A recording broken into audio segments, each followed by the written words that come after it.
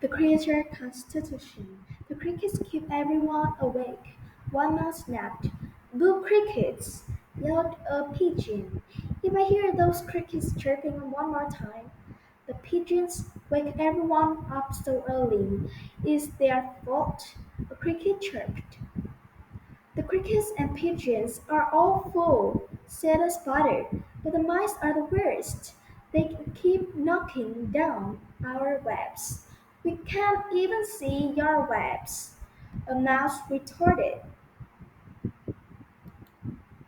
The pigeons flapped their wings, the crickets chirped, the mice quaked, and the spiders whined. There was such a commotion that no one could hear a single word anyone was saying. The animals continued arguing until the bell in the clock tower began to ring. Ding dong, ding dong. Mary covered her large ears and examined the hundreds of animals crammed in the room. Exhaust, Exhausted and grumpy from lack of sleep, they weren't achieving anything. Mary remembered that the humans she saw in their meeting were representing the different states. It would be impossible for everyone who lived in the country to meet in one room.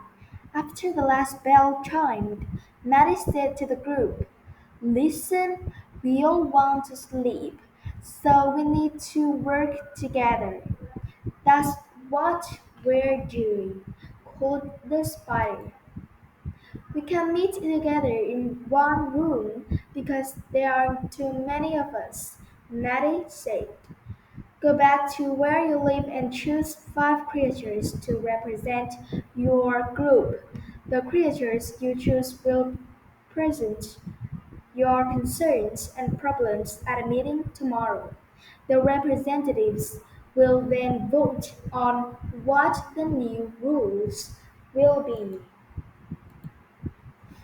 "That is right," said one of the other mice. "We're not accomplishing anything." The groups returned to where they lived to figure out who would best represent their group. They decided to take votes so every creature would have a say.